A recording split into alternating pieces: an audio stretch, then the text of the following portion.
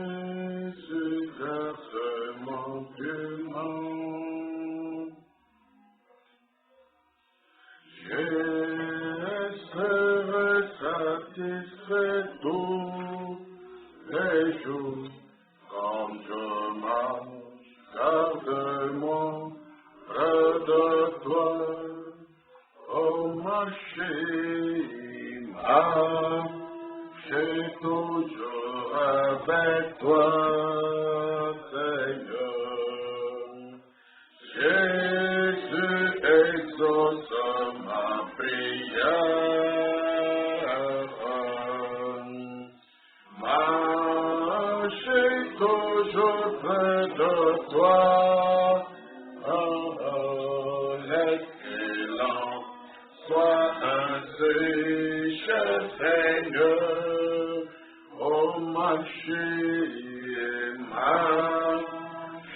toujours avec toi, Jésus. Jésus exauce ma prière. Marcher toujours près de toi, l'excellent soit ainsi, cher Seigneur. Dans ce monde plein de pièges, en tombant que mes échos, qui m'aide à porter mon fardeau, seulement toi, cher Seigneur, seulement toi, oh marcher toujours avec toi, Seigneur. Jésus exauce ma prière. Marcher toujours près de toi. L'excellent soit ainsi, cher Seigneur, oh marcher toujours avec toi. Jésus exauce ma prière.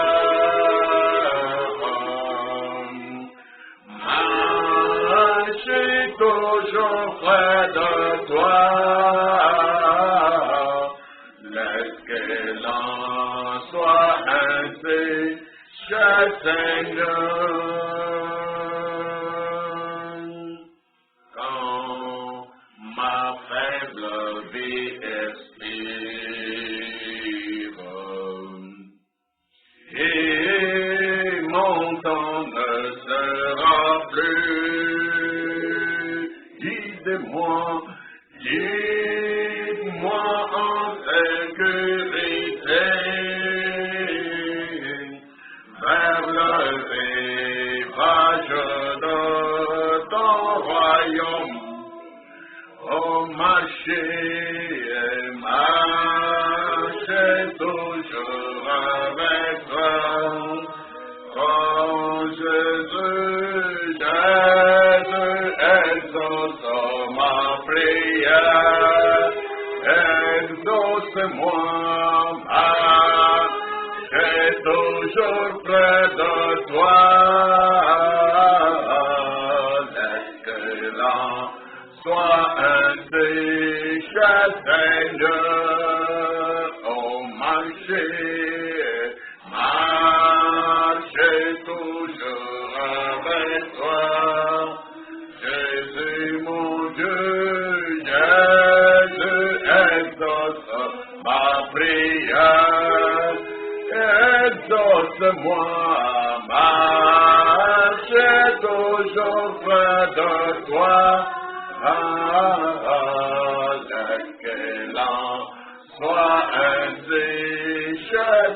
Seigneur. Dieu Tout-Puissant, notre Père Céleste, nous te disons grand merci, nous louons ton nom exceptionnel, ton nom sublime, ton nom souverain, pour cette soirée que tu nous as accordée. Avec en arrière-pensée l'affermissement dans nos prières à domicile. De nous affermir dans les prières en famille. Merci Seigneur. Parce que tu nous laisses passer par tout ce temps pour que nous soyons formés. Et c'est pour notre bien que nous soyons taillés et que nous puissions refléter l'image du Seigneur Jésus-Christ, notre divin modèle. Reçois les prières de chacun de nos seigneurs et bénis les moments de méditation que nous voulons que tu puisses partager avec nous, que tu nourrisses nos âmes, que tu prennes soin de chacun de nous, personnellement, comme tu avais promis, de t'occuper personnellement de chaque brebis. Fais-les, Seigneur, ils sont à toi, nous sommes à toi. Brise la fatigue pour faire de nous des infatigables chrétiens. Brise le découragement, la déperdition, le dépaysement, pour que nous puissions garder la conduite du Saint-Esprit. Que l'Esprit de Dieu ait la main mise sur nos esprits, sur nos âmes, sur notre volonté, afin de les soumettre à la volonté de Dieu. Et de nous faire comprendre ce qui est important à comprendre. Que chaque jour, sa volonté soit faite sur la terre, comme elle est faite là au ciel. Que ton nom soit célébré. Du lever du soleil jusqu'à son coucher. Que ton nom soit célébré dans nos cœurs, dans nos maisons, dans nos familles, dans nos couples, dans nos pays, dans nos nations, dans nos quartiers de villages. Partout, Seigneur, que ton nom soit célébré. Gloire à toi pour toujours. Et prends soin de nos âmes. Au nom merveilleux de Jésus-Christ, nous prions. Amen. Bienvenue à la méditation de ce soir. Et que Dieu vous bénisse. Nous allons lire cette merveilleuse méditation dans Josué au chapitre 24, l'Ancien Testament, un autre passage connu. Josué 24, le verset 14 et 15.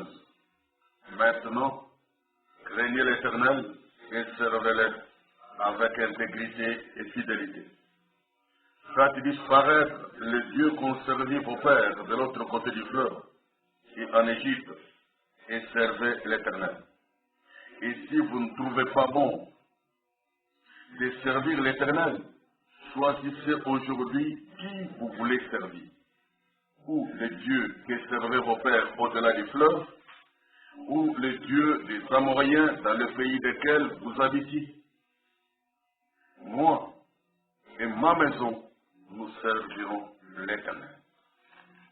1 Timothée chapitre 2, Nouveau Testament, et puis nous rentrerons dans les psaumes. 1 Timothée chapitre 2, le verset 8. Je veux donc que les hommes prient en tout lieu, en élevant des mains pures, sans colère, ni mauvaise pensée. Et nous retournons dans les psaumes. Le psaume 118, le verset 114 et 115. L'Éternel est ma force, c'est le sujet de mes louanges. Il est devenu mon salut. Des cris de triomphe et de salut se lèvent dans les tentes de juste. La droite de l'Éternel manifeste sa puissance. Le psaume 113 maintenant, le verset 1 à 4. Louez l'Éternel, serviteur de l'Éternel. Louez le nom de l'Éternel. Que le nom de l'Éternel soit béni de maintenant et à jamais. Du lever du soleil jusqu'à son couchant, que le nom de l'Éternel soit célébré. L'Éternel est élevé au-dessus de toutes les nations. Sa gloire est au-dessus des cieux.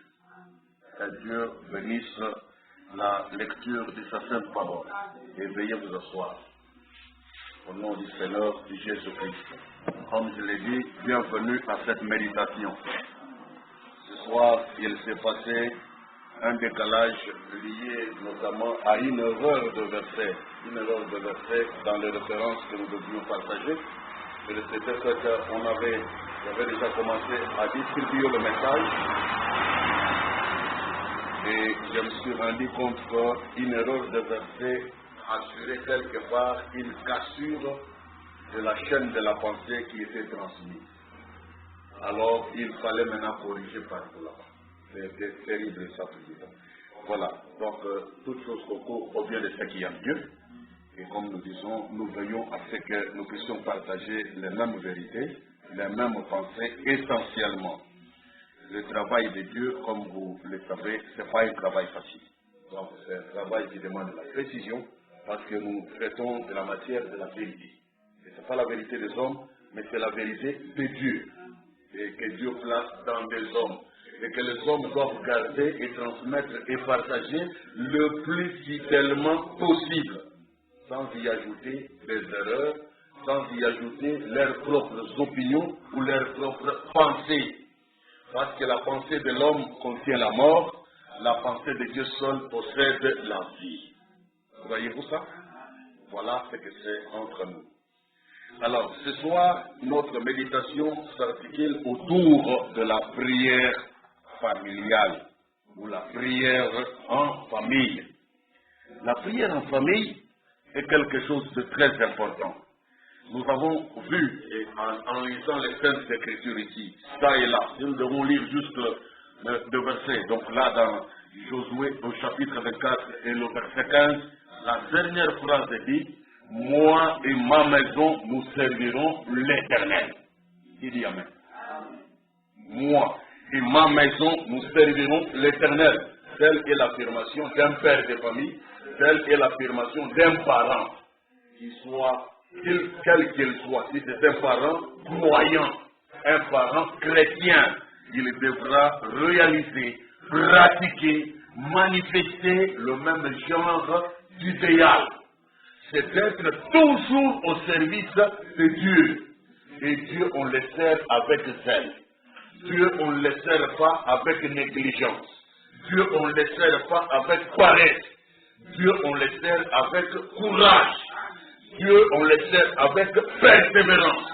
Et si chaque parent dit, moi et ma maison, nous servirons l'Éternel, ça ne peut pas et ça ne doit pas être un slogan formaliste, une affirmation fantaisiste ou juste une déclaration fanatique.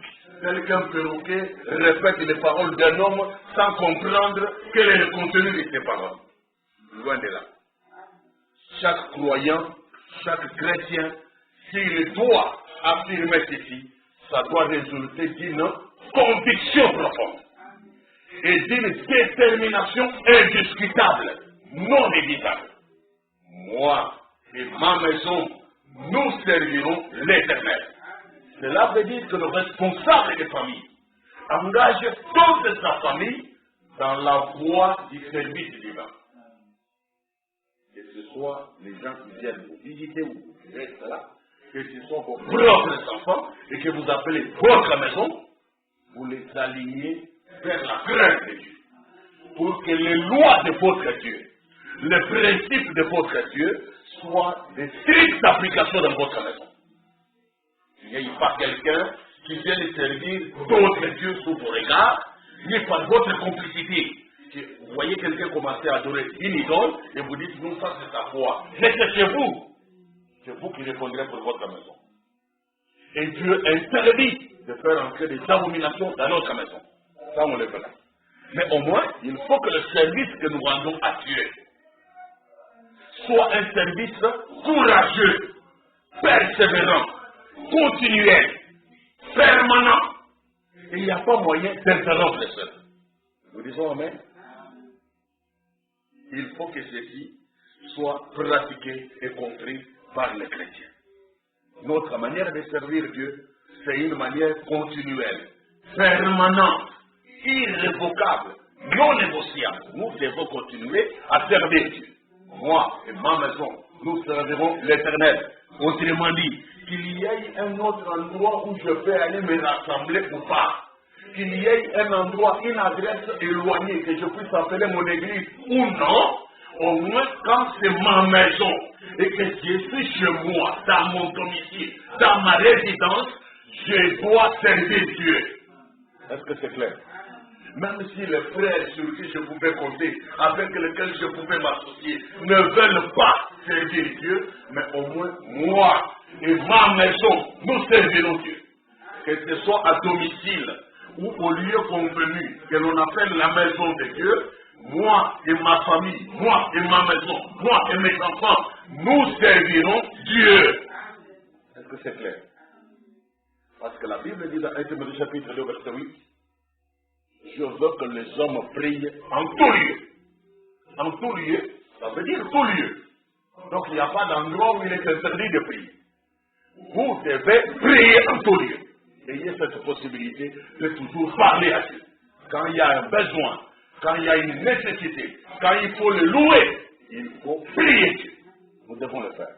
Et cela en tout lieu. Sans colère, ni mauvaise pensée. Ça c'est le passage que nous avons lu, là dans 1 Timothée 2, au verset 8. Et autre vérité qui vient compléter, à part l'exigence des lieux ou l'ouverture des lieux, la possibilité qui est donnée à tout croyant, tout chrétien, toute chrétienne, tout croyant, de prier Dieu en tout lieu. Il y a aussi l'exigence du temps. Dans les psaumes 113, la Bible a dit que du soleil levant jusqu'à son couchant, le nom de l'Éternel soit célébré. Donc, en tout lieu et en tout temps, nous avons l'obligation de célébrer le nom de l'Éternel. Et vous connaissez ce qui est écrit dans le Luc chapitre 21. Ce que le Seigneur nous a dit là-bas, au verset 34, que nous avons exploité dernièrement ici. Veillez et prier en tout temps. Il y a le verset 34 et le verset 36. Nous devons prendre garde pour que nos cœurs ne puissent s'apaisantir et s'alourdir dans les excès du manger et du boire et les soucis de la vie. Et les jours du jugement de Dieu viennent nous surprendre à l'improviste. On doit veiller de ne pas tomber dans l'idolâtrie alimentaire. Nous l'avons vu il n'y a pas longtemps ici. Mais au verset 36, on dit veillez et priez en tout temps. La prière, c'est quelque chose qui doit se faire tout le temps, sans relâche. Nous disons Amen. Tout le temps, la prière. Maintenant, si on dit tout le temps, que vous soyez à la maison, ou en dehors de la maison, que vous soyez au travail, ou sur la route, la prière, il doit toujours être possible pour toi, chrétien, de t'adresser à Dieu. Ne te sens jamais gêné. Il ne faut jamais te freiner, jamais te bloquer. Mais il faut prier Dieu. Prier Dieu. C'est nécessaire. Prier et prier en tout temps. Et que du lever du soleil jusqu'à son couchant, le nom de l'Éternel soit célébré. Maintenant, toi qui m'entends, nous sommes le soir maintenant. Dieu seul sait. Depuis que le soleil s'est élevé, jusqu'à ce qu'il s'est couché. Pour la journée d'aujourd'hui, et pour la journée d'hier, et pour la journée de lundi, depuis que nous étions ensemble dimanche et que nous sommes séparés, Dieu seul sait combien de fois, pendant ces espaces horaires-là, tu as eu à célébrer le nom de l'Éternel. Du lever du soleil jusqu'à son couchant, que le nom de l'Éternel soit célébré. Mais si tu ne prends que la journée d'aujourd'hui, as-tu célébré le nom de l'Éternel depuis que le soleil s'est levé? Ou tu vas dire, nous ne sommes pas à l'église. Le problème, ce n'est pas que l'endroit soit déterminé. Seulement que quand le soleil se lève jusqu'à ce qu'il se couche, quel que soit là où tu es, tu dois célébrer le nom de l'Éternel. Est-ce que tu l'as fait pour la journée d'aujourd'hui que Dieu t'a donné? Il a pris soin de toi, il t'a donné la force. Même malade des fois, il te soutient, te donne le souffle de vie. Tu n'es pas au séjour des morts, tu es parmi les vivants. Imaginez. Mais est-ce que tu as célébré le nom de l'Éternel? C'est la question. Depuis que le soleil s'est levé. Jusqu'à maintenant qu'il s'est couché. Rien du tout. Pour certains. Rien du tout. Réponse négative. Il y a un problème. Tu as un problème avec Dieu. Donc, du soleil levant jusqu'à son couchant, que le nom de l'Éternel soit célébré. Il faut qu'il en soit ici. Veillez et priez en tout temps, à chaque heure qui passe. Veillez et priez en tout temps. Non seulement célébrer le nom éternel, mais aussi veiller et prier en tout temps, à chaque instant, à chaque moment. Est-ce que tu l'as fait? Du soleil levant jusqu'à son coucher. Voyez combien nous sommes faillibles. Comme nous avons chanté ici, à l'introduction, je suis faible, mais tu es fort. Jésus, garde-moi du mal.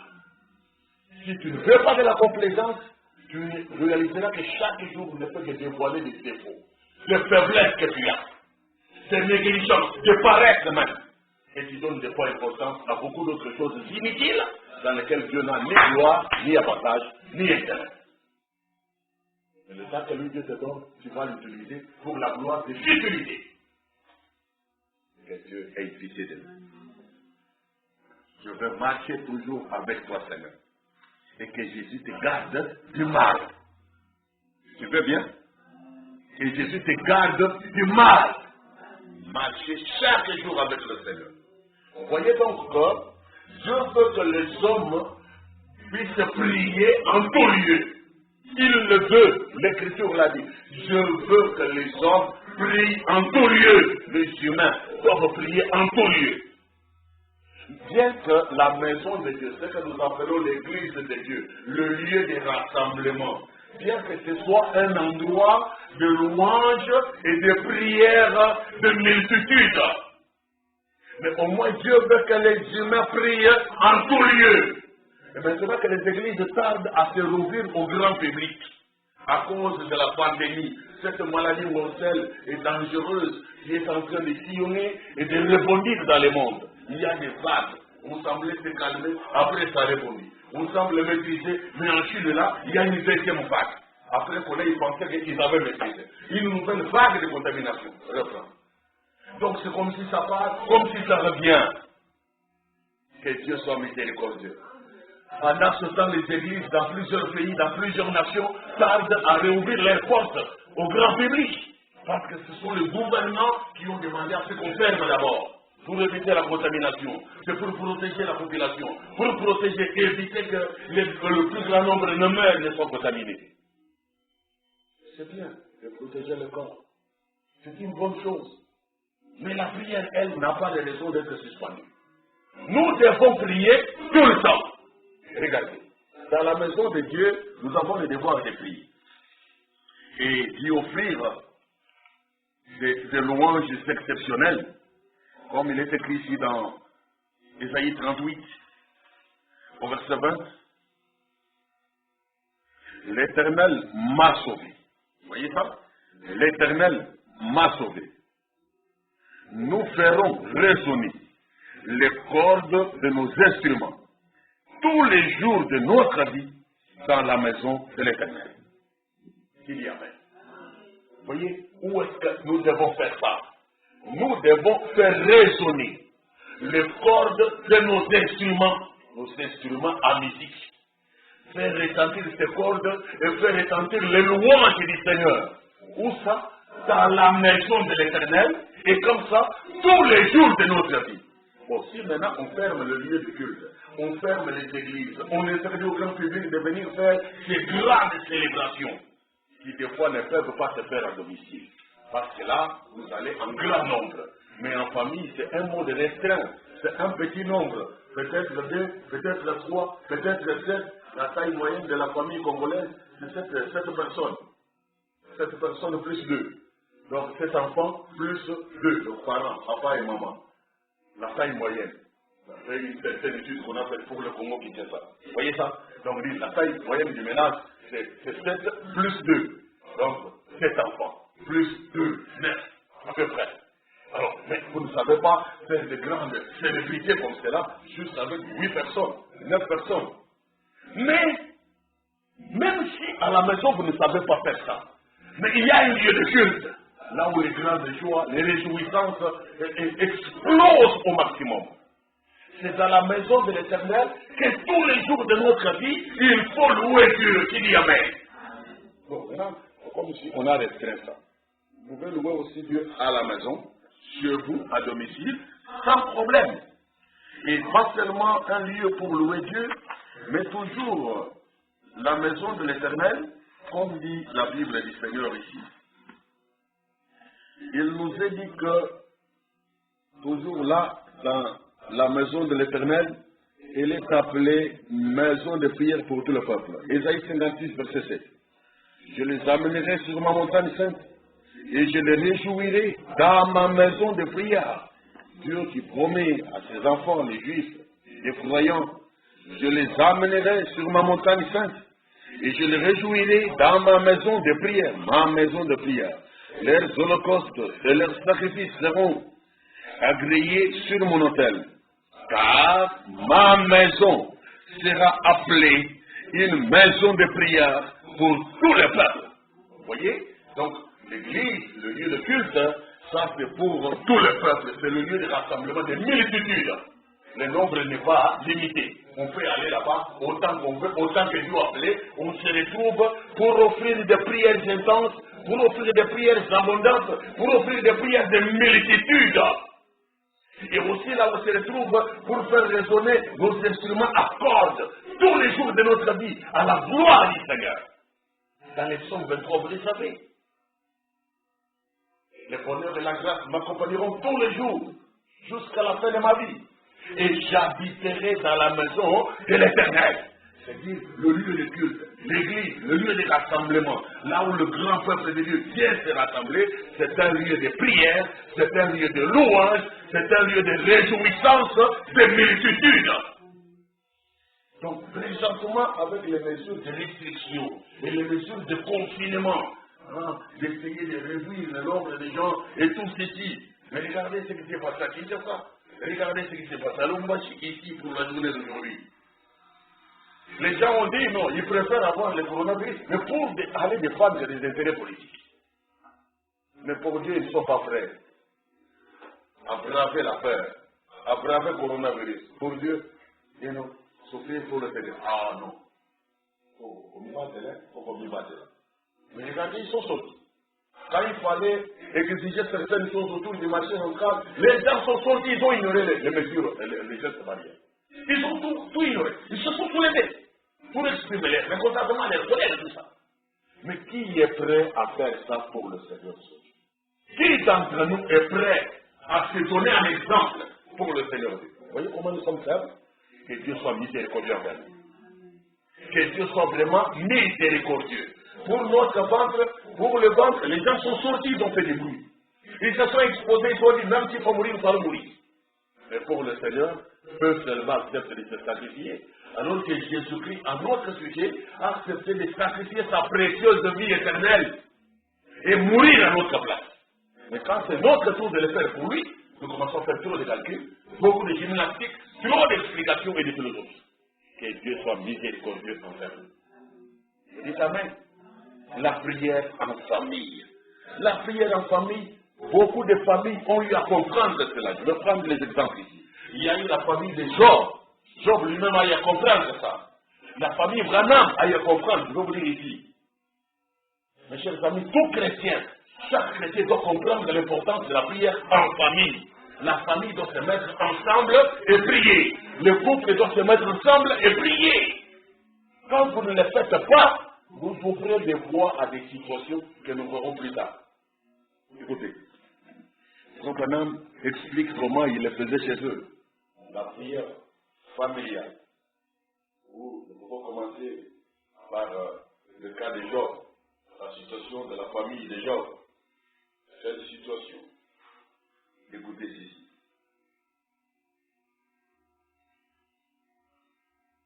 Ici, dans le sermon La Communion, c'est le 1er mai 1955.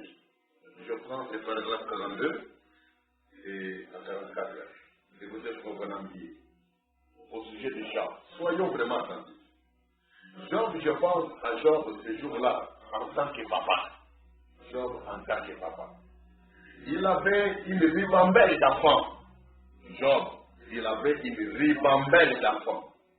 Une ribambelle. Donc, quand vous lisez la Bible, c'est ce qu'il appelle une ribambelle ici. En fait, il n'avait que 7 garçons. 7, comme on a dit tantôt, la taille moyenne de la famille congolaise. Et la famille congolaise peut facilement se comparer à la famille de Job. 7 garçons. Vous voyez, il avait une ribambelle d'enfants, Job. Ceux-ci étaient quelque peu têtus. Et Job était un homme intègre devant Dieu, un homme parfait devant Dieu, et il avait 7 enfants. On ne va pas dire oui, il était comme les Mondélé. Les Mondélé n'est pas l'exemple. Nous suivons les exemples des justes dans la vie. Mais il faudrait, comme j'ai toujours dit, veiller également à la qualité, pas seulement à la quantité des enfants. Vous n'allez pas vous asseoir là. Ah, bon, comme Job, je vais avoir 7 enfants. Est-ce que tu es capable de les assumer? Mais Job, lui, s'est acquitté de ses responsabilités. Il avait une ribambelle d'enfants. Ceux-ci étaient quelque peu têtus, les enfants de Job dans la vie. Et il se souciait toujours de ses enfants, malgré qu'ils étaient têtus, quelque peu têtus. Mais lui, Job, se souciait toujours de ses enfants. Est-ce que vous êtes là? Voilà un parent. Il ne démissionne pas de ses devoirs. Il ne démissionne pas de l'amour envers ses enfants. Il doit continuer à s'occuper d'eux et faire le mieux qu'il peut pour les aider à retrouver la voie, si ce sont des brebis perdus, mais qu'elles trouvent le sentier de la gloire. Ne serait-ce pas de même mieux si tous les membres des églises de Chicago avaient ce même genre d'idée au sujet de leur vie? Vous n'auriez pas de délinquance juvénile. Vous voyez? Si vous étiez comme Job, vous n'auriez pas de délinquance juvénile. Donc la prière familiale, c'est quelque chose de très important. C'est un bouclier, c'est quelque chose qui vous protège, une arme efficace contre la délinquance juvénile. Prière en famille. Beaucoup de ces enfants sont devenus ceux qui sont devenus là parce que dans leur famille, la vie de prière familiale n'existe pas. Les gens vivent en famille, mais à titre individuel. Ils font le chacun pour soi. Chacun prie à son heure, chacun prie à son temps, chacun prie à sa façon. Mais ils s'appellent quand même famille. C'est très grave. Même dans les milieux du message, on trouve ces choses-là. Les gens qui s'appellent frères, les sœurs, mais qui ne prient la même famille. C'est une honte. Vous devez le dire. C'est une honte. C'est vrai. Mais vous n'auriez pas de délinquance juvénile.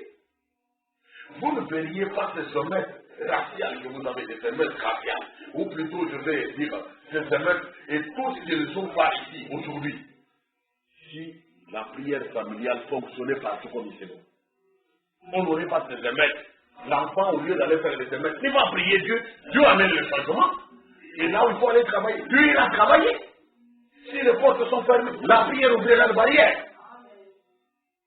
Au lieu de se livrer au pillage et au semestre, pillage, aux sauvageries, des coups de fusil, de meurtre, de vol, de viol, et toutes ces choses, vous n'auriez pas ça.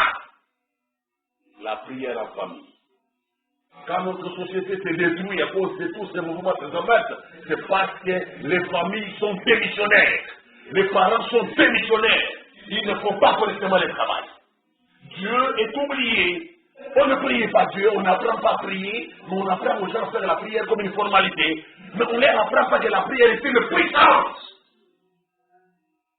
La prière, c'est la solution. On n'apprend pas ça aux enfants. Donc, vous voulez apprendre comment faire la religion, venir à la Dieu, Dieu, Dieu, au nom de Jésus. Amen. Oui, ils ne savent même pas la réponse. Ils ne croient même pas que Dieu peut agir. Ils ne croient même pas que la puissance de Dieu peut se manifester. Et pourtant, dans les psaumes 118, il a dit que les cris de triomphe retentissent dans les maisons des justes. Dans les tentes des justes, il y a des cris de triomphe et la droite de l'Éternel manifeste sa puissance. Dans nos maisons, dans nos tentes, la puissance de Dieu doit se manifester. Le bras droit de Dieu doit se manifester dans nos tentes. Pas seulement entendre quand on sera à l'église, mais dans nos tentes, dans nos maisons, les maisons des justes. On doit entendre les cris de victoire, les cris de triomphe. Et expérimenter là-bas dans nos maisons la puissance de main droite de Dieu, la puissance du Dieu vivant. En témoigner là-bas à domicile, voir les miracles de Dieu. Dans nos maisons, c'est possible. Dieu l'a promis. Il le fait. Qui dit Amen? Faire de la religion ce temps-là doit être révolu. Nous devons comprendre que la prière en famille a la même efficacité si nous avons la foi que la prière que nous faisons à l'église. Parce que c'est adressé au même Dieu. Et Dieu ne change pas, il est immuable. Dieu a la même puissance partout. Lui qui a dit qu'il veut que les gens prient partout, il peut répondre partout. Il peut agir partout. Ayons cette vision-là des choses. C'est vrai. Là, la main droite de l'Éternel est élevée et la droite de l'Éternel manifeste sa puissance. Il est temps que nous puissions chacun retourner à la prière. Revenir à la véritable prière de la famille. Nous mettre ensemble et prier. En dehors de les heures de culte. On peut le faire. Et invoquer Dieu jusqu'à voir ces miracles. Dans nos familles, c'est possible. Aussi des cris de victoire, des cris de triomphe. Il a dit, vous n'auriez pas toutes ces choses, la délinquance juvénile, des coups de fusil, de meurtre, de vol, de viol et toutes ces choses. C'est parce que les gens ne se soucient pas de leurs enfants. Tout d'abord, ils disent, eh bien, je les ai inscrits dans le registre des enfants lorsqu'ils étaient petits, et j'ai confié le reste à la monitrice de l'école du dimanche. Vous voyez comment il répond de ses parents, les missionnaires, irresponsables, paresseux. Je les ai inscrits dans le registre des enfants lorsqu'ils étaient petits. Et j'ai confié le reste à la monitrice de l'école de dimanche. Donc, on est allé faire inscrire les enfants à l'école de dimanche, on a mis vers nous dans le registre là-bas, et on dit, bon, j'ai confié le reste au moniteur de l'école de dimanche, qui s'occupe des enfants. Et les choses de Dieu là, c'est pas moi, c'est à la monitrice de s'occuper de cela pour nos enfants. Et lui-même, toujours là-bas, il ne fait aucun suivi. La pratique de prière à la maison, rien du tout. C'est misère. Et cette dernière, vous voyez, maintenant la monitrice, c'est le dimanche, quand les gens le monitrice, il faut s'écouter. Et cette dernière passe peut-être toute la nuit à des parties de danse. C'est ce qu'on appelle monitrice du dimanche, mais vérifiez bien, ce n'est même pas une monitrice, ce n'est même pas une femme pieuse du tout. Donc une monitrice, d'abord, on va sortir de la l'église, c'est pas une base de sa psychologie, des pédagogues, ou je ne sais pas quoi. Mais la nuit, elle passe toute la nuit, une bonne partie de ces nuits, à danser. Une danseuse. Mais vous allez confier vos enfants à une danseuse pour qu'ils apprennent quoi? La danse, à sortir dans des pistes. C'est pas sérieux. Cette dernière passe peut-être toute la nuit à des parties de danse. Et elle rentre maquillée, comme une sorte, comme si elle allait au cirque plutôt qu'à l'église. Toute maquillée. Et c'est celle-là qui enseigne les enfants. Et vous dites non, pour les choses de Dieu, j'ai inscrit les enfants dans le registre là-bas. Et puis, j'ai confié le reste à la monitrice de l'école le dimanche. Quelle monitrice? Et vous confiez vos enfants au maître d'une telle personne. Mais, honte à vous. Et vous qui vous l'aidez, pour aller confier vos enfants, pour qu'une telle personne les apprenne les choses de Dieu, et que vous ne fassiez rien à ce sujet, même pas les réunir, même pas leur parler de la Bible, même pas leur parler du Seigneur Jésus, et de l'amour qu'il a pour eux. Rien du tout. Vous confiez tout à l'école le dimanche. Honte à vous. Vous devriez placer cet enfant qui a un besoin là-dedans, et lui faire lire la Bible. Donc, au-delà de placer l'enfant à l'école de dimanche, vous devez aussi vous-même lui faire lire la Bible, vos parents. Posez vos mains sur sa tête et invoquez Dieu en disant, oh Dieu, aie pitié, épargne ma fille, épargne mon fils. Ton parent, tu dois faire ça. Hein? Imposez les mains sur cet enfant-là. Et dire, oh Dieu, aie pitié, épargne mon fils, épargne ma fille. Non pas une fois, mais chaque fois qu'il y a un besoin, chaque fois qu'il y a un danger, il doit revenir, imposer les mains, prier pour ton enfant. C'est Dieu qui te l'a donné. Mais il y a des parents qui ont honte. D'autres ont même peur de faire ça. Ils sont incapables de poser les mains sur leurs enfants, leurs propres enfants. Voilà. Quelle irresponsabilité, quelle paresse. Vous délaissez les enfants, tout ce que vous avez fait, c'est de vous plaindre de leur comportement. Vous voyez celui-ci, vous vous plaignez. Et vous vous dites, on va le vraiment, pas nous. Et l'autre vient pas, vous vous êtes au lieu de les confier à Dieu, au lieu d'affronter les démons, il est de poser les mains. Parents, il doit retourner à l'hôtel. Parents, reviens à la prière. Reprends la genouologie, la science des genoux. Nous allons triompher à genoux. en prière, à la croix, au pied du Maître Jésus-Christ. Nous allons triompher à genoux. La prière est une puissance. N'est-ce pas que nous les chantons? La prière est une la prière, c'est la solution. La prière, c'est un dialogue d'un chrétien pris avec son Dieu. La prière, c'est une puissance. C'est la solution, mais c'est aussi le dialogue du chrétien avec son Dieu. Il y a des réponses qui viennent grâce à ça. Voyez, vos parents, vous devriez placer cet enfant qui a un besoin, là-dedans, dans l'école de dimanche, et lui faire lire la Bible. Posez vos mains sur sa tête, invoquez Dieu en disant, oh Dieu, aie pitié, épargne ma fille, épargne mon fils. Oui, il y a même. Je ne veux pas de réticence ici. Je veux l'adhésion. Je veux la communion. Parce que le sujet, c'est la communion. Quand ces vérités sont dites, nous devons communier autour de cela. Écoutez Branham lui-même. Il dit, par exemple, encore, j'aime faire cela. Je prends mes petites filles.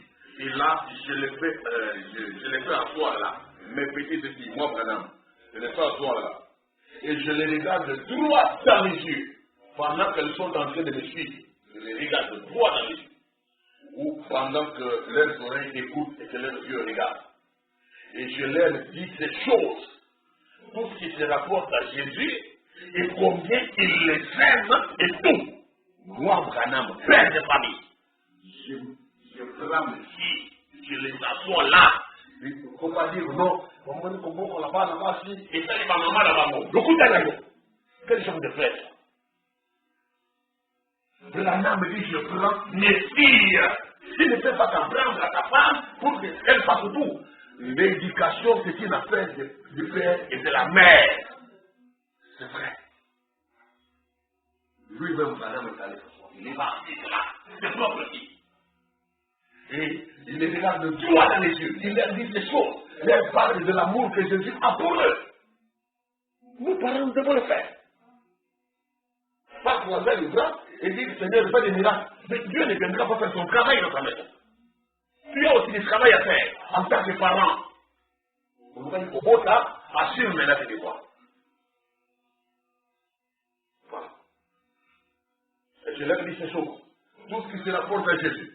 Et combien il les aime et tout. Elle s'agenouille juste là, à côté des chaises, et prie comme nous autres. Elle s'agenouille juste là, à côté des chaises. Vous voyez là? Là, c'est à la maison. Et elle prie comme nous autres. Après qu'elle ait entendu ces exhortations, les directives de la parole, et au sujet de l'amour que Dieu a pour les enfants, et tout cela. Et aussi les enfants s'agenouillent à côté des chaises. Donc, avec les parents, à genoux, priez ensemble. C'est ce que nous devons faire, n'est-ce pas? C'est ce que nous devons faire. Mais nous ne le faisons pas. Nous aimons nous humilier. Nous aimons nous plaindre. Autant. C'est ce que beaucoup d'entre vous font. C'est ce que beaucoup d'entre vous, je ne dis pas tout ça. Ceux qui ne le font pas se connaissent. La mi-yevi. C'est ce que beaucoup d'entre vous font. Et c'est ce que vous devriez faire. Pour vous qui ne le faites pas, sachez que c'est ce que vous devriez faire. Et c'est ce que vous devez faire. La prière en famille. J'allais dans une maison une fois.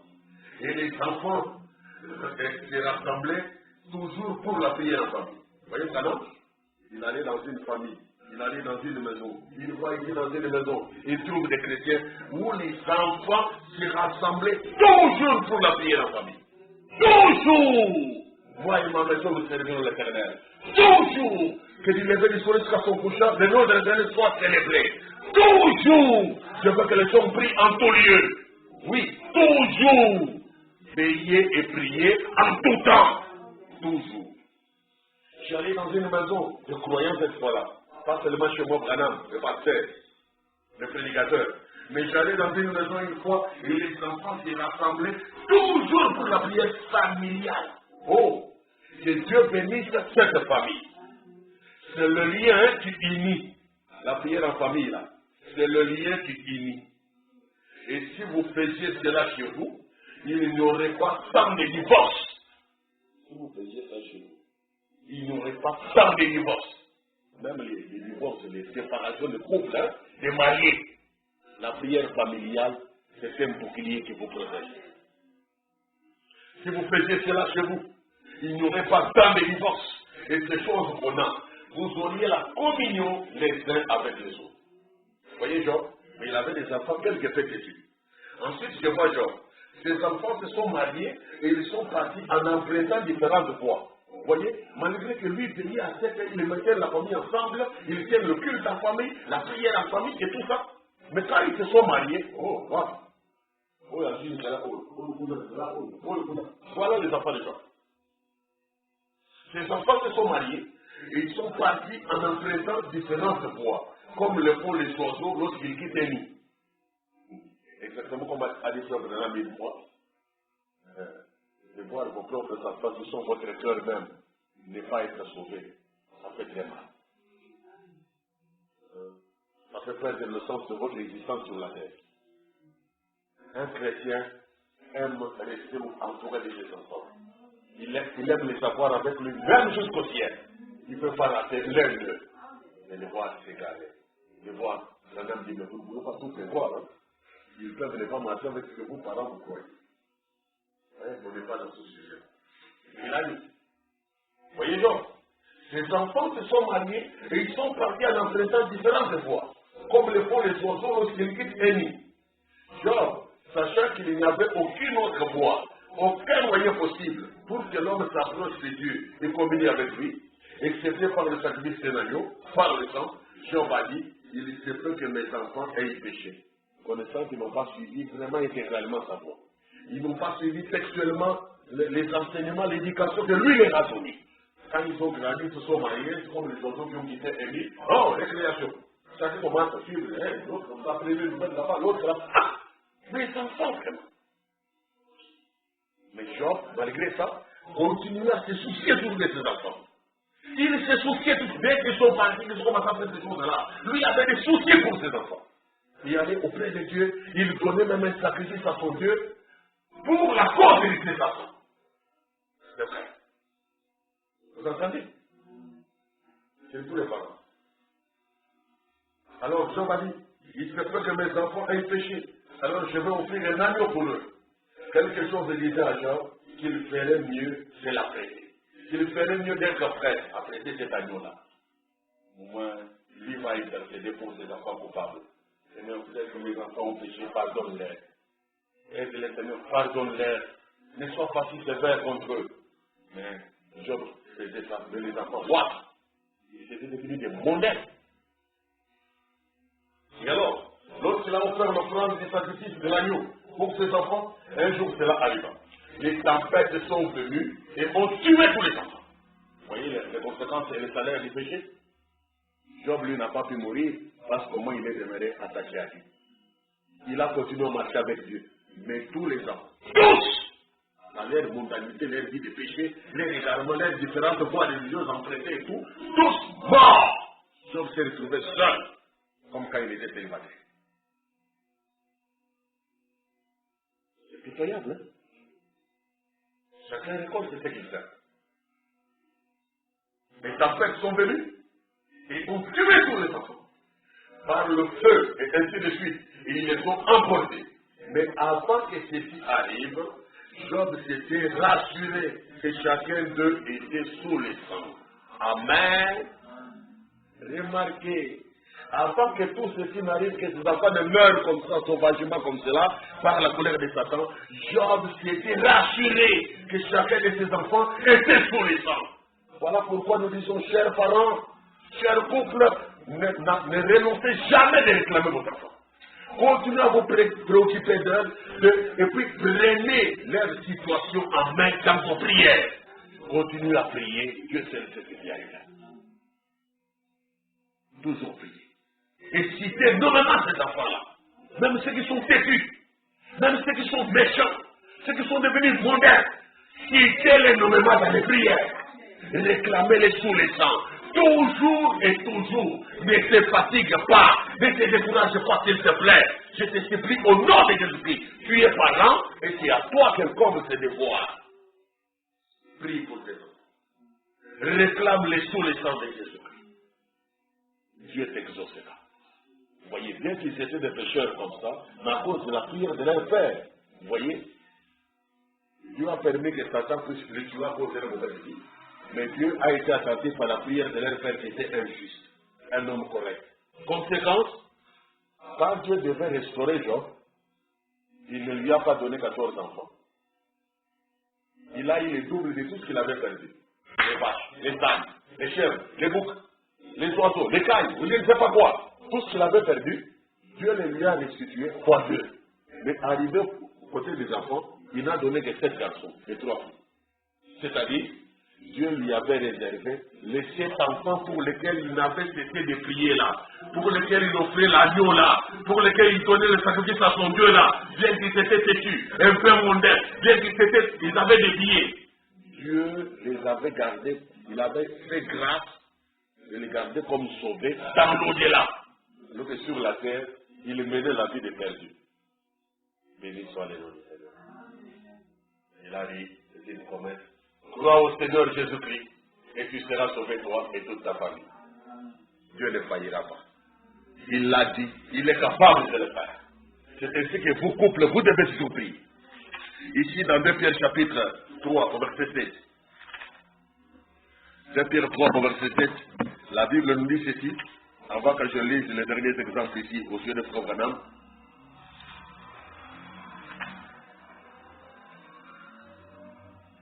Qu'est-ce que j'ai dit? 1 Pierre chapitre 3, verset 7.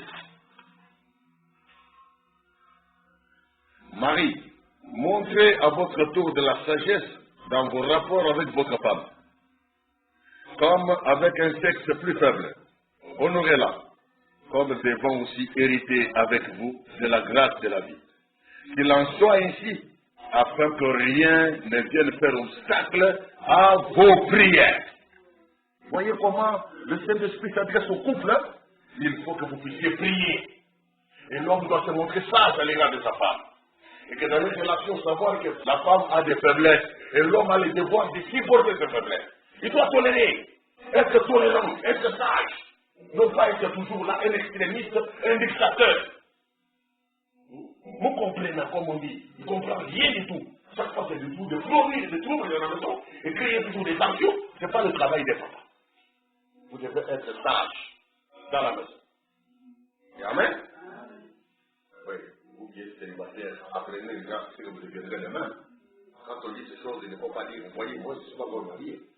Mais Branham m'a dit, quand si vous voulez être des meilleurs citoyens, des meilleurs maris demain, ou de meilleures femmes, apprenez-les déjà maintenant. Quand la parole sort là, retenez déjà. Dites-vous, moi quand je serai, je ne ferai pas. Quand je serai, je ne serai pas comme ça. Quand je ne deviendrai, je ne serai pas comme ça. Il faut être sage. Il faut de la maturité. C'est vrai. Ainsi, quand nous lisons dans la prédication, ces paroles infaillibles de promesse, nous venons dit ceci. Prêcher le 20 janvier 1964, ces paroles infaillibles de promesse, paragraphe 125. Ah bien, le matin, chez nous, Branham parle dans les chez lui. Il parle encore chez lui. D'habitude, nous nous levons, puis nous allons prier. Quand nous nous levons, nous allons prier. Quand nous voyageons, nous prenons les enfants et tous, nous nous réunissons devant la photo de Jésus qui est au salon. Vous voyez l'endroit? Vous voyez, dans leur maison, il y avait la photo de Jésus. Mais quelle photo? La tête de Christ à 33 ans, d'Hoffmann. La photo là, le dessin d'art là, d'Hoffmann. C'était affiché au salon. Et quand Branham dit, quand nous élèves, nous allons prier. Ou c'est tout quand ça arrive encore le moment du voyage, ils se réunissent tous avant que papa n'aille en voyage, tout le monde est debout. Ils vont se tenir devant la photo de Jésus qui est au salon. Ils prient les uns pour les autres. Là. D'habitude, c'est une habitude. Nous nous levons, puis nous allons prier. Et quand nous voyageons, nous prenons les enfants et tout. Et tous. Et les enfants et tous ceux qui sont dans la maison. Nous nous réunissons devant la photo de Jésus qui est au salon, la tête de Christ à 33 ans d'augmente. Et nous nous réunissons tous là, les enfants. Et chacun de brille pour moi. Ma femme prie pour moi, et puis je prie pour elle. Les enfants prient pour papa, papa prie pour maman, maman prie pour papa, et papa prie pour les enfants, priant les uns pour les autres avant le voyage. Ensuite, je vais outre-mer, où que ce soit, et nous nous abandonnons au Seigneur pour son service. Toute la famille donc. Voilà, moi et ma maison, nous servirons l'Éternel. Ce n'est pas par une récitation de loi dans la maison, mais c'est un genre de vie que vous menez. Papa, vous êtes un chrétien exemplaire. Maman, vous êtes une chrétienne exemplaire. Et les enfants ont là un modèle à suivre. Il faut ça. Le cerveau pensé de lui. On a dit pour Philippe, chez le 11 juin 1965, là je prends par exemple 58. Eh bien, lorsque je me suis levé l'autre matin, j'ai dit, eh bien, la première chose que nous devons faire le matin, lorsque nous nous levons, est de prier ensemble. Je répète, la première chose que nous devons faire le matin, lorsque nous nous levons, est de prier ensemble. Puis, nous devons aussi prier le soir en allant au lit. Nous devons aussi prier le soir en allant au lit. Après que ma femme se soit levée pour aller préparer le petit déjeuner des enfants, je me suis mis à prier. Seigneur, je dois avoir été un horrible bonhomme, moi. Qu'ai-je donc fait dans la vie pour que je n'arrive pas à me débarrasser de cette compagnie de services publics? Je suis allé prendre un bain et alors que je ressortais, il m'a semblé que quelque chose me disait, il se peut que je triche dans son travail. C'est peut que moi, madame, je triche dans son travail. J'ai pensé, voici environ 5 ans que je n'ai rien fait, que je m'attends simplement à lui. Voyez ça? Mais quelque chose a commencé à lui rappeler. Pendant qu'il est allé faire sa prière matinale, ça nous rappelle, il se peut que tu triches dans le travail des gens. Et j'étais en accord avec le dossier où il y avait un procès qui le poursuivait là, l'affaire de 40 000 $. Vous voyez que quand vous priez, Dieu peut vous interpeller. Quand vous priez, Dieu peut traiter avec vous. Mais quand vous tournez les dos à Dieu, attendez-vous au pire. Attendez-vous à n'importe quoi. Parce que sans Dieu, rien ne marche. Sans Dieu, il n'y a rien de bon à espérer. Il faut Dieu tout le temps, du lever du soleil jusqu'à son coucher. Il faut Dieu partout. Il nous le faut partout. Sa main n'est pas courte pour délivrer. Et lui, il remplit les cieux et la terre. Béni soit le nom du Seigneur. Il est merveilleux. Nous devons nous affermir dans la vie de prière et réaliser l'idéal qui veut que nous soyons tous les jours et pour toujours au service du Dieu vivant. Moi et ma maison, nous servons toujours le Dieu vivant. Est-ce que chacun peut aspirer à ça? Peux-tu te corriger? Ne les défauts ça ne rien. Donc que Dieu te bénisse. Nous allons vous lever pour la prière pendant que nous en avons l'occasion ici.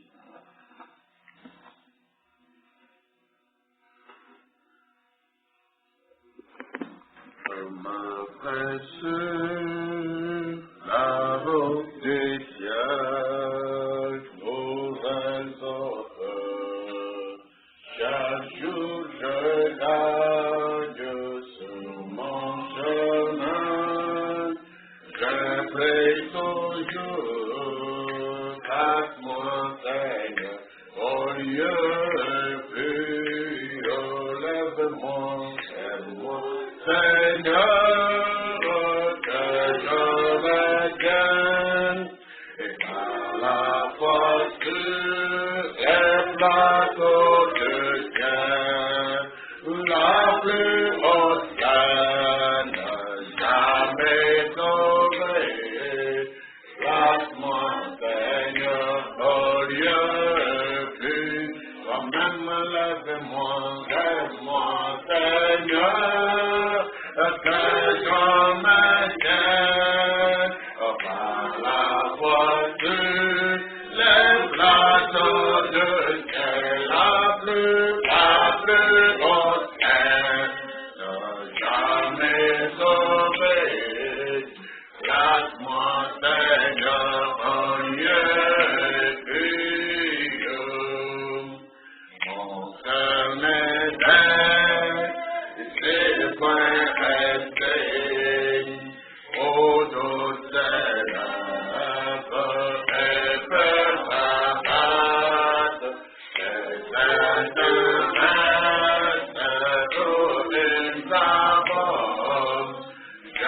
baissé dans les yeux, quand même lève-moi, Seigneur, quand je m'éteins, par la partie, les plateaux des cieux, la plus haute, jamais convaincu, place-moi, Seigneur, au lieu, mon Dieu, lève-moi, Seigneur, quand je me tiens, par la voiture, le plateau d'un ciel, la plus haute, jamais trouvé, et place-moi, Seigneur, au lieu pur.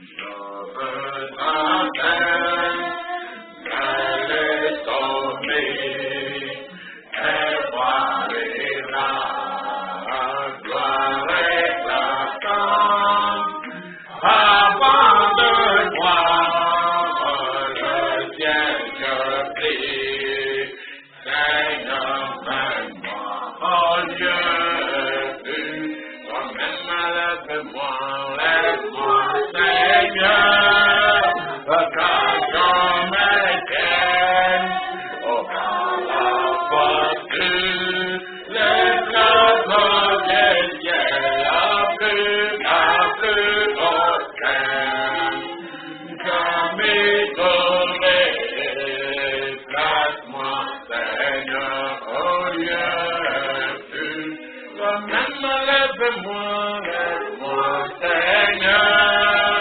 quand je m'éteins, par la voiture, les plateaux des ciels, la plus haute, jamais trouvé, place-moi, Seigneur, au lieu plus haut. Prions chacun, au nom de la Christ.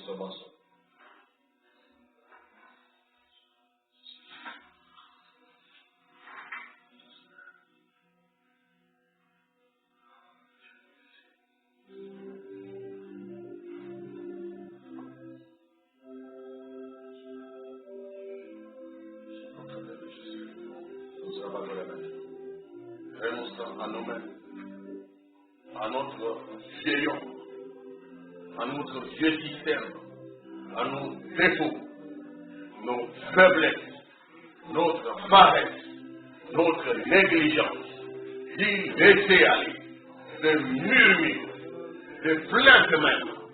Ô Seigneur Jésus, donne à chacun de nous la force nécessaire, la volonté suffisante pour assumer ses responsabilités dans la maison en tant que parent, pour rendre possible l'idéal biblique qui a dit « Moi et ma maison, nous servirons l'Éternel ». Pas d'idolâtrie à nos yeux, pas d'idolâtrie autour de nous, pas d'idolâtrie dans nos maisons, pas d'idolâtrie dans nos temples, pas d'abomination près de nous, Seigneur, mais simplement la véritable consécration des moments de prière. Il le faut le matin quand nous nous levons, le soir quand nous devons aller nous endormir, et aussi tout le temps, autant que possible, quand nous devons exprimer ces besoins devant Dieu. Tant qu'il y a un besoin, tant qu'il y a une nécessité, tant qu'il y a une occasion, que nous ne puissions rien nous faire, Seigneur, mais que nous puissions nous mettre en activité, que nous puissions nous mettre au travail, que nous puissions nous mettre en application pour pouvoir plaire à Dieu.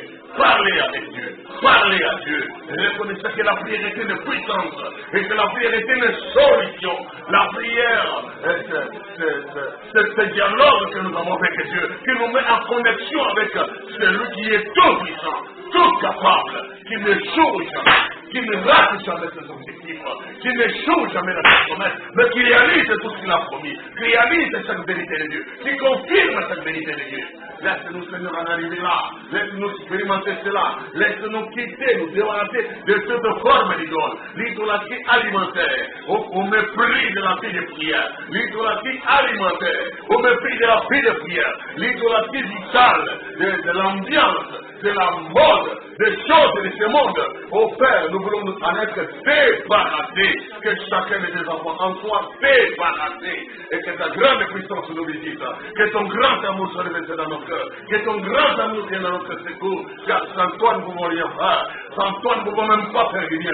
Sans toi, nous ne pouvons rien réaliser, Seigneur Jésus. Reconnaissant nos limites, reconnaissant nos faiblesses, reconnaissant notre nature pécheresse, reconnaissant la faillibilité de notre corps de chair, reconnaissant la collectivité de notre être humain. Oh Seigneur, nous venons à toi la grande fontaine, auprès de toi les grands réconforts, auprès de toi la grande force immatable, les souverains invincibles, pour que tu sois notre soutien, tu sois notre sponsor, tu sois notre spiritualité, tu sois notre guide, tu sois notre inspirateur, tu sois la force qui nous ressource, qui nous remplit de puissance, qui nous remplit de victoire, qui nous remplit de triomphe, et met dans notre bouche des chants de louange, des chants de victoire, des chants de triomphe, des grâces alléluia, des louanges à Jésus-Christ, des grâces alléluia, louanges au Seigneur, parce que tu es capable, parce que tu es avec nous, alors que nous voulons rester avec toi, nous voulons demeurer dans la prière. Oh Seigneur, exauce-nous, oh Seigneur, soutiens-nous, oh Seigneur, aide-nous, apporte-nous ton secours, nous en avons tellement besoin, l'Église en a tellement besoin, le tabernacle chrétien en a tellement besoin, toutes les familles chrétiennes en ont tellement besoin, les couples chrétiens en ont tellement besoin, les enfants des chrétiens en ont tellement besoin, les familles des chrétiens en ont tellement besoin, de ce secours véritable,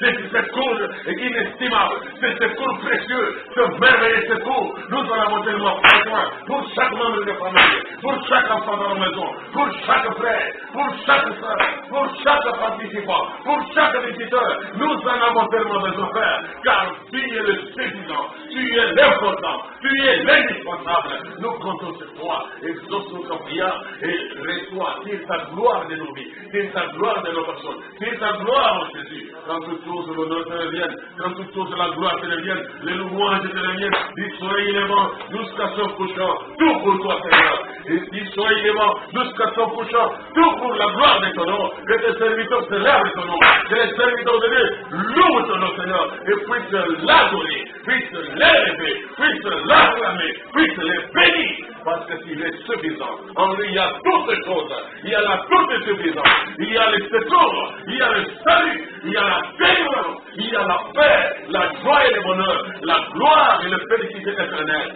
Béni soit ton nom, Seigneur. Merci, Seigneur Jésus-Christ. Merci abondamment, Seigneur. Merci pour toutes choses. Tu nous as permis et tu es merveilleux. Laisse-nous persévérer et nous attacher à tes principes. Chaque jour et partout, à tout moment, écris-nous dans nos familles. Ressuscite la prière en famille.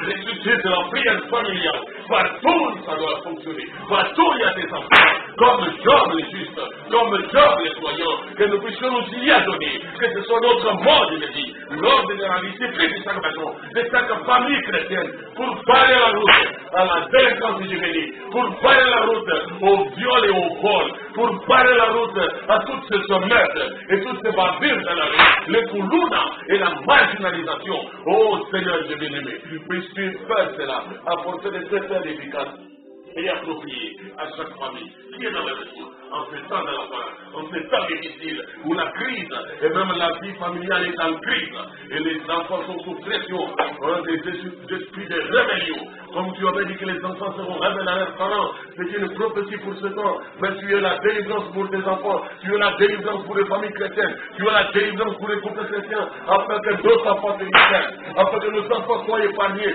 que nos enfants soient placés sous le sang, et quand nous les réclamons, qu'ils soient placés effectivement sous le sang. Nous voulons nous en rassurer, nous voulons en avoir le cœur net devant Dieu, que nos enfants sont sous le sang, et que toi, Dieu, tu exauces notre prière, et que les sacrifices que nous accomplissons devant toi, ce ne sont pas des vains sacrifices. Ce n'est pas une effort perdu, ce n'est pas du travail inutile, mais ça doit avoir des résultats. Oh Seigneur, donne-nous la foi, donne-nous le courage pour te servir comme cela, avec une fermeté et un témoignage en appui, sachant que tu es de source, sachant que tu es prêt à toi et que tu pourvois là à ce que ta promesse a dit, comme tu as dit.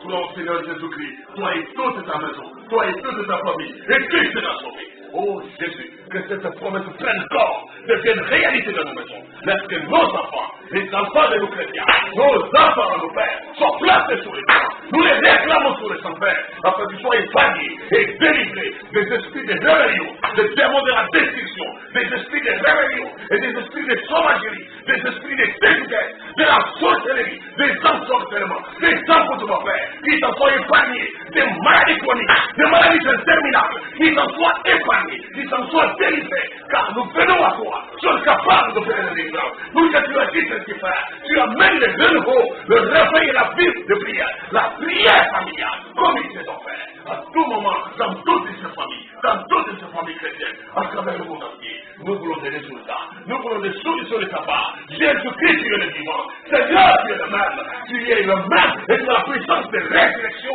que cette puissance s'indique sur nos corps, et s'embarque de nos familles, pour nous faire la dynamique, le renouveau spirituel, le réveil authentique, avec des résultats palpables. Nous en avons besoin, les hommes de puissance, de la part du Seigneur, la ressuscitation, de la vie spirituelle, la restauration des foyers, de la vie au foyer, et que chacun puisse assumer sa tâche. Chacun se force d'être un bon modèle, un exemple à suivre, parents, frères, mères, et les enfants, tous les membres de la famille, afin que l'Esprit de Dieu, qui ont fait dominer parmi nous, soit les consolateurs et la jambe de délivrance, soit la seigneur intérieure et le bouclier qui protège, la délivrance efficace, la délivrance véritable. Mais c'est de toi que ça peut venir. Tu es Jésus-Christ la même. Entends notre cri, entends le cri de nos cœurs, et nous pouvons avoir ce cri de Dieu, cette victoire efficace, cette victoire réelle dont nous pouvons témoigner. Que ta droite manifeste ta puissance dans les temps de Christ, dans les maisons de Christ, dans les familles chrétiennes, que ta main soit élevée, et que les miracles s'opèrent, là à domicile, selon ta promesse. Au nom de Jésus-Christ, nous croyons ceci, et nous réclamons ces choses sous les sang de la nuit immolée. Tu n'es pas mort, papa, tu n'as pas de résultats, papa. Il faut des résultats, il y aura des résultats, il faut des témoignages, il y aura des témoignages. Gloire à toi, Seigneur Jésus. Merci, merci Père, merci Seigneur Jésus-Christ, car tu es bon. Tu es merveilleusement grand, tu es bon, et tu es merveilleusement grand, tu es le Tout-Puissant, et nul ne peut te dompter, nul ne peut te perdre, nul ne peut te confondre, au grand dans mes Seigneurs.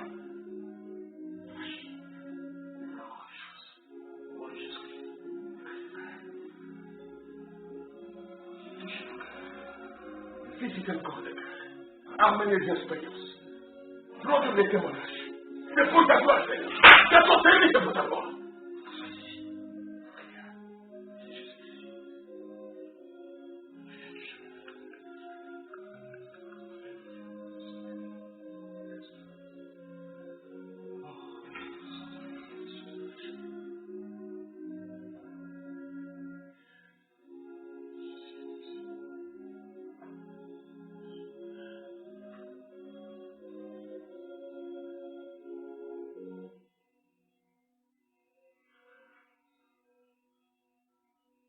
Dieu Tout-Puissant, notre Père Céleste, à toi l'honneur, la gloire, la majesté, à toi la puissance, à toi l'éternité, à toi le salut et la délivrance.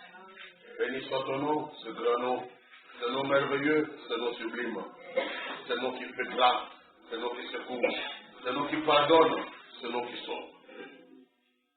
Merci de ce que tu nous as accordé ce moment de prière et aussi les moments de méditation pour que nous puissions partager des vérités qui jamais ne peuvent faillir. Tes promesses sont réelles. Laisse qu'elles se manifestent. Partout elles sont reçues. Partout elles sont crues. Partout elles sont pratiquées. Que ta parole se confirme. Que ta puissance se manifeste.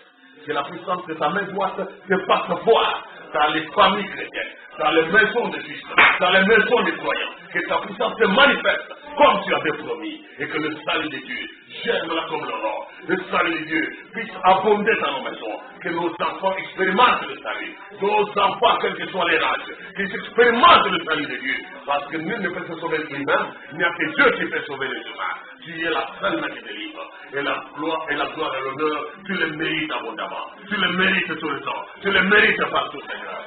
Soutiens-nous et donne-nous la force pour que nous soyons des personnes efficaces à genoux, efficaces en prière, efficaces devant Dieu et contents sur Dieu plus que sur les humains, contents sur Dieu plus que sur nous-mêmes, contents sur Dieu plus que sur nos moyens, contents sur Dieu plus que sur ce que nous possédons, mais que nous sachons que Dieu, il est notre souverain bien, il est notre éternité garantie, il est notre sécurité éternelle, il est le bouclier qui délivre, il est le bouclier qui protège de la dérive, de l'enfance juvénile, des cas de vol, des cas de viol, des cas de meurtre, des cas de jeunesse, de toutes ces sauvageries, de notre société en décadence.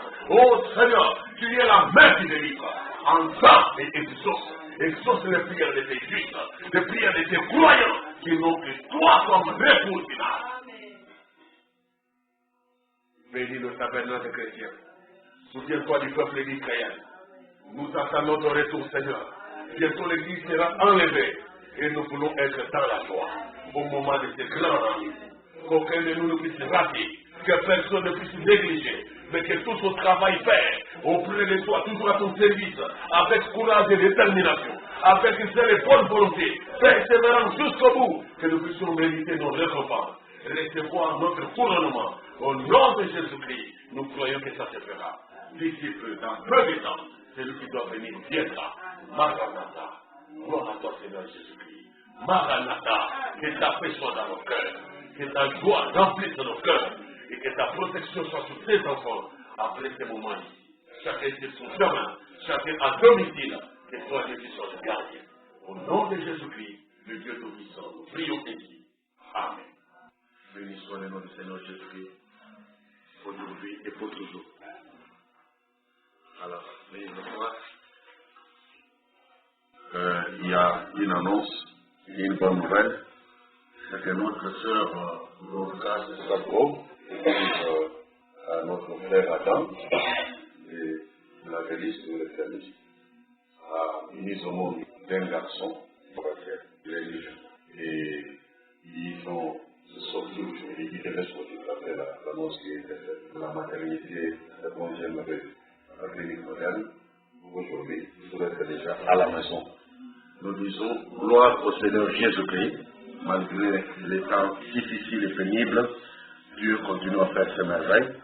Nous avons un enfant de plus dans notre famille chrétienne et nous disons gloire au Seigneur. Que Dieu vous bénisse et shalom, shalom.